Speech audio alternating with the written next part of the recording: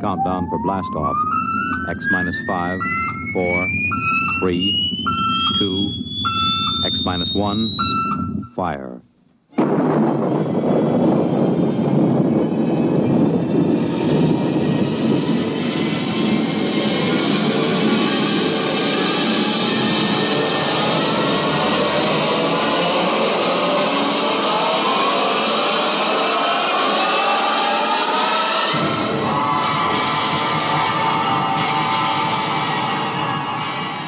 From the far horizons of the unknown come tales of new dimensions in time and space. These are stories of the future, adventures in which you'll live in a million, could be years, on 1,000 maybe worlds. The National Broadcasting Company, in cooperation with Galaxy Science Fiction Magazine, presents X minus 1.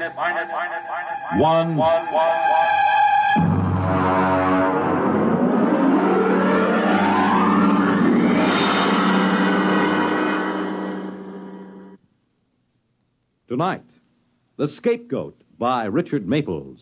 But first, hear this. When the ice is smooth and the sky is blue and the skater's waltz is played for two. You make it Pabst, 'cause Pabst makes it perfect. Yes, Pabst makes it perfect. Just as we always have ever since 1844. So next time, you make it Pabst, because Pabst makes it perfect. America's Blue Ribbon beer from the Pabst Brewing Company, Milwaukee, Wisconsin. Yes, Pabst makes it perfect.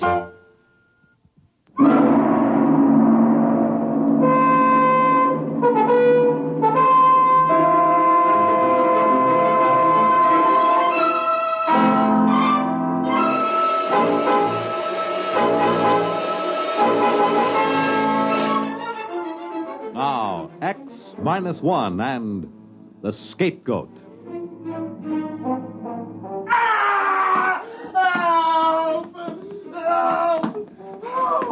The old guy didn't have a chance. All he could do was shield his head with his limp arms and moan, while this other fellow, a husky young 6-footer, gave him a vicious, cold-blooded beating. Hey, cut it out! You, cut it out beating up an old man like that! I said cut it out!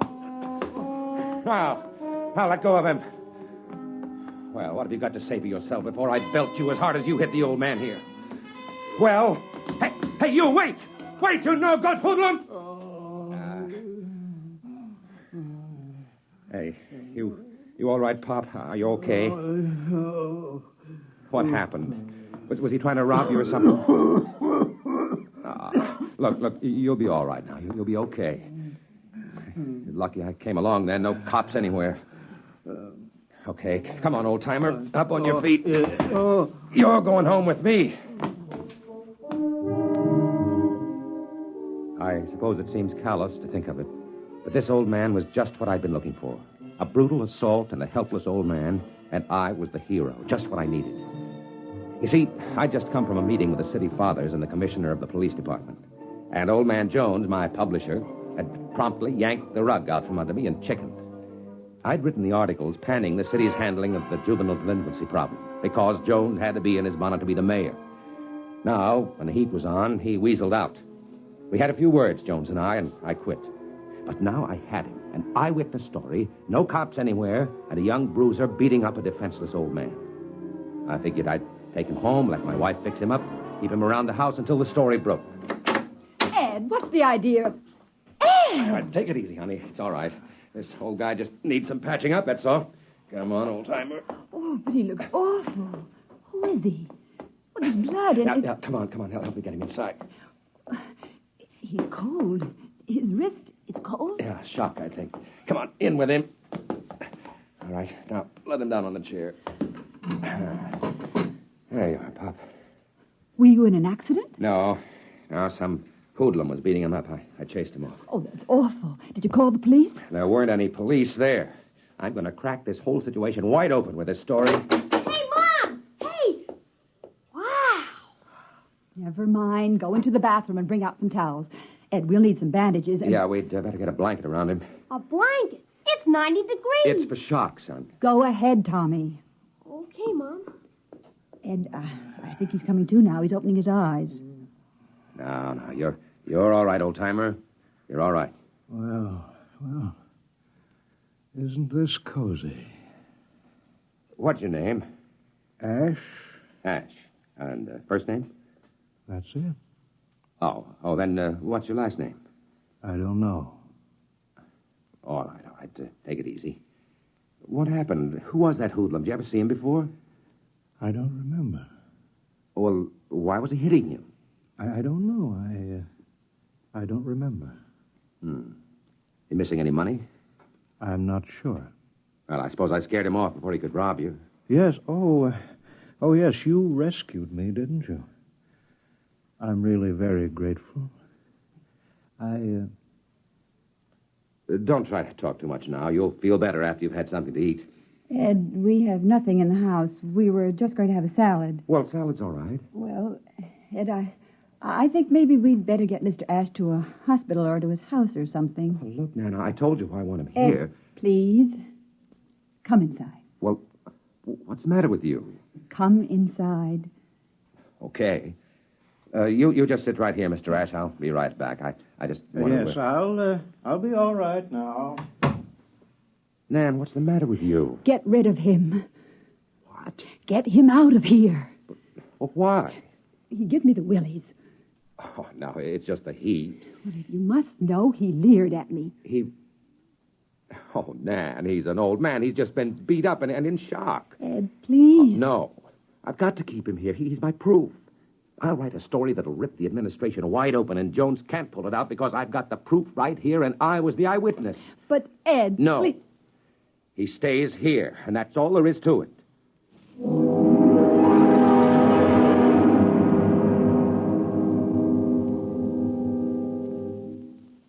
You're listening to The Scapegoat, tonight's attraction on X-1. Once, a tall and beautiful tree stood in a forest. It had been there for 200 or 300 years. In the course of that time, wind shook it and lightning struck near it. A hurricane bent it once until its top was nearly at the ground. But none of the ferocious assaults could fell that tall, proud tree. But then one day, the most spindly-legged, pot-bellied, adenoidal, open-mouthed creature that the forest had ever seen sat down in the cool shade of that tree. This was what was called a man, and he wanted to smoke what is called a cigar. He did. And he threw his match among the pine needles, and when he had smoked the cigar, he threw that away, too, and went off, because somewhere down by the lake there was waiting for him what is called a woman. And he had the hope that maybe she didn't feel like nagging anymore. Before nightfall, that tree that had withstood all those assaults was ashes, and thousands of other trees in that forest were, too. The man is still living. If you know any of his species, you might tell him that trees don't have Adam's apples and shrill voices. Trees are beautiful, and men ought to be careful with matches.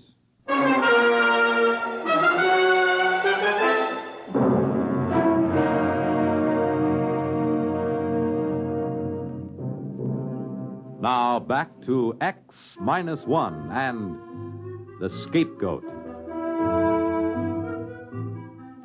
The old man seemed to recover pretty quickly. I suppose mostly because I'd gotten there in time.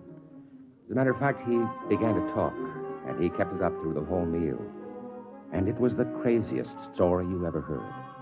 He insisted he'd come from another world outside our solar system, where people existed in a kind of liquid state, bouncing about for the most part like large water-filled bladders. They were, however, capable of taking almost any shape their superior minds willed.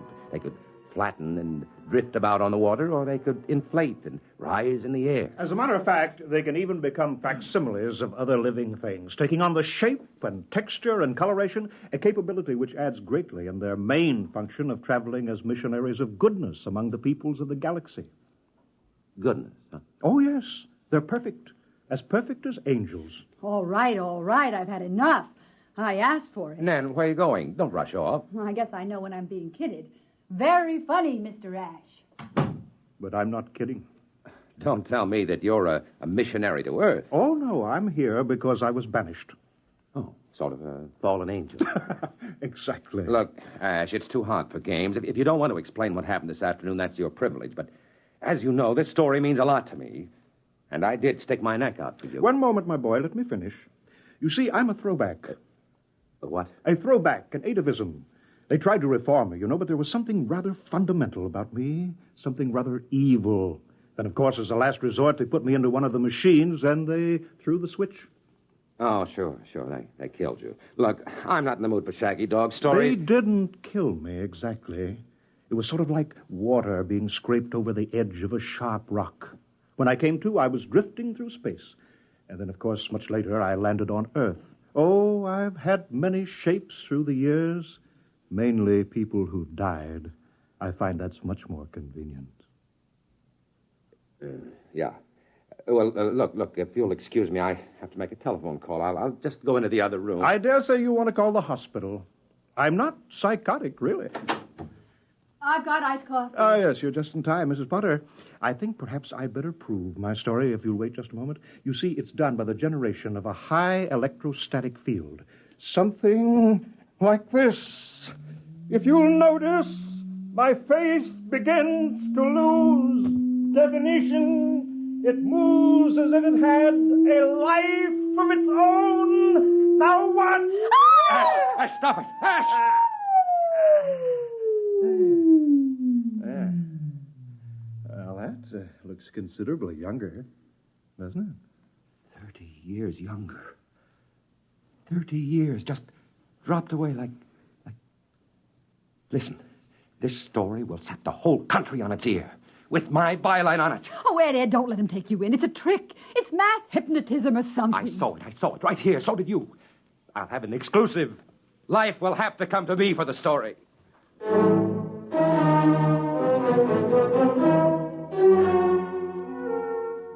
I've got to admit that I could share something of Anne's point of view. He wasn't really very pleasant. As a matter of fact, he had what you'd call colossal gall. After supper, he came right down to cases. Naturally, if I'm to stay here and keep my identity secret until you can arrange for an exclusive story, I will need a little pocket money.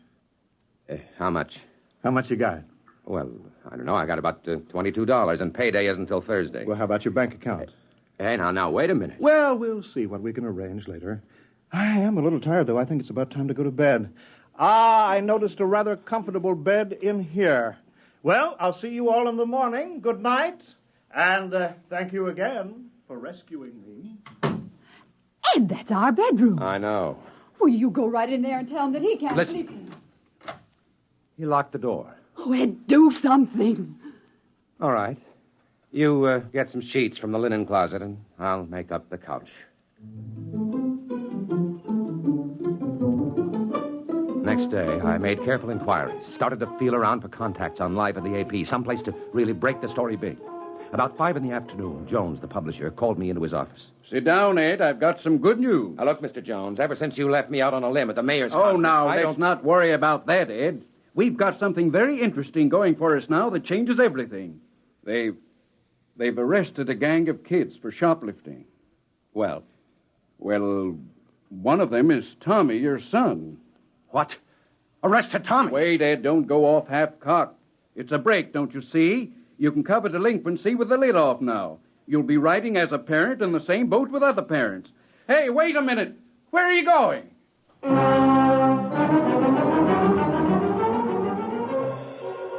At the police station, I had the distinct feeling they'd been waiting for me. Well, Mr. Potter, we meet under unfortunate circumstances. Can the phony sympathy, Thompson. Just let me see my boy. We'd better have a little talk first about all those articles you're writing about the police force. I've got no talking to do. This is a lousy frame-up against me and the paper. Now, you get my son out here and do it fast. You don't understand, Mr. Potter. Your son is in trouble. He's been identified as leading a gang of kids who spent most of the morning shoplifting in the stores all over town. That's nonsense. How could my boy do anything like that? He's only 12. Who identified him anyway? The shopkeepers and the other members of the gang. You can see him, Mr. Potter, but I still think we'll want to have our little talk.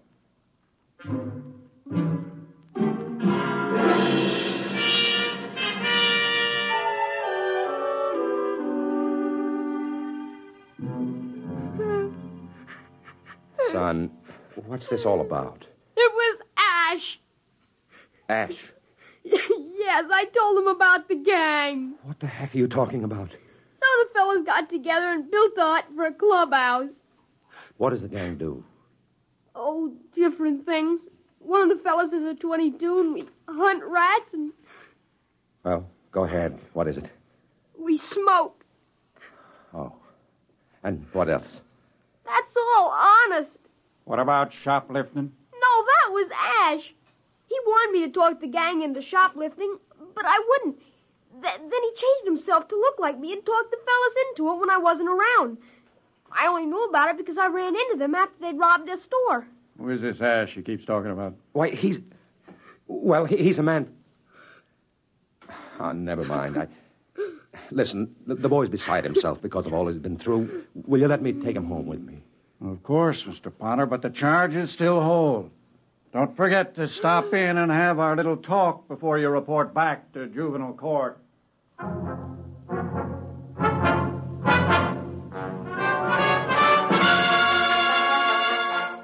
I called the house, and Ash answered the phone. I'm glad you called, Ed. I'm out of cash, you know. I need a small loan. Now, listen to you. The police have picked up Tommy. He's been charged with the shoplifting you did today. Oh, now I'm sorry about that. You see, there's a certain cultural difference between you and me. I didn't understand. You're going to help me get him out, you hear? You're going to tell everybody the truth. Well, of course. Of course I will. Now, listen. I'm coming home. Nan will be back from her mother's any minute. Don't you tell her about this, you hear? Well, of course I won't. I'll be waiting right here.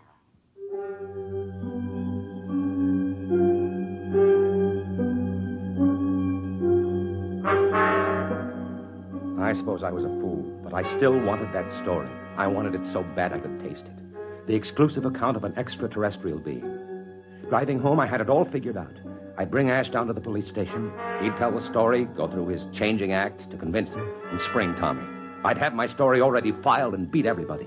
In the meantime, I just hoped Nan wouldn't spoil everything alone with it. Alone with him. And then suddenly I let my foot come down on the accelerator like it was made out of lead. I pulled the car to a stop and sprinted up the driveway. Nan! Nan, where are you? They were both in the bedroom. Nan stood in the far corner with her back against the wall. Her shoulders were scratched and her lip cut. She held a heavy bookend, poised to strike at Ash, who was in front of her, moving stealthily forward. He turned as I came in, and I froze in amazement. I couldn't recognize him. And then, all at once, I realized I was looking at the spitting image of myself. Ed, I knew it wasn't you. I knew it wasn't you. Well, if you'll both excuse me... Come back here! I'll get you! I'll get you! I bolted through the window and circled the house. I spotted him rushing down the street, and I caught him around the corner at the same spot where I'd first seen him. Let go of me! You've got this coming to you! You've got this coming to you!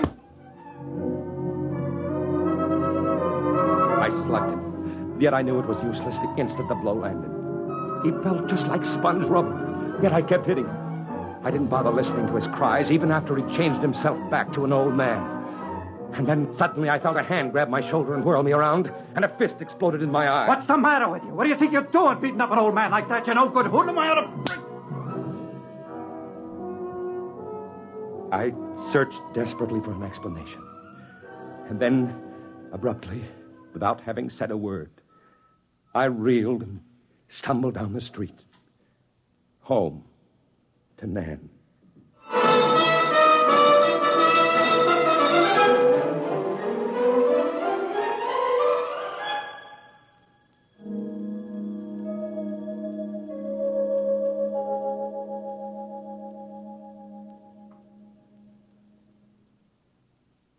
Fred Collins again, and I'll have another word for you about X-1 in a moment. Hi, this is Walter O'Keefe. You know, they say there's nothing new under the sun, and maybe that's true. But there is something new under the moon, and that's Nightline. In Nightline, we think we found the way to use the intimacy as well as the lightning-fast maneuverability of radio in an hour-and-a-half package of high-voltage, different entertainment. We found the way to make the airwaves your magic carpet to wherever big things are happening. Anywhere in the country, for that matter, anywhere in the world. Now, let's say that your favorite comedian is performing at a Las Vegas nightclub. He's packing them in, and you've really got to have connections to get a table. Well, Nightline is that connection, and your radio is your ringside table. More things than you'd believe are happening in the so-called still of the night, and Nightline is your line to exciting entertainment after dark. My feeling is Nightline marks a new era in nighttime entertainment, Tune us in every Tuesday, Wednesday, and Thursday, and you'll hear what I mean. You have just heard X-1, presented by the National Broadcasting Company in cooperation with Galaxy Science Fiction Magazine, which this month features Shadow World by Clifford D. Simak. Of all the upsetting phenomena, the most alarming was this. I had a little shadow that went in and out with me. It's in Galaxy Magazine, on your newsstand today. Tonight, X-1 has brought you The Scapegoat, written by Richard Maples and adapted for radio by Ernest Kenoy. Featured in our cast were Carl Weber as Ed, Wendell Holmes as the changeable Mr. Ash, Jane Amar as Nan, Bobby Alford as Tommy, Guy Rep as Mr. Jones, and Roger DeCoven as Thompson. This is Fred Collins. X-1 was directed by Kenneth McGregor and is an NBC Radio Network production.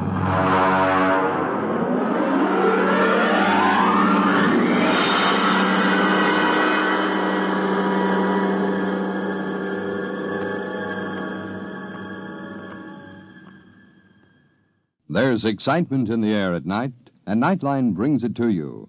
Hear Nightline with Walter O'Keefe, next on most of these NBC stations.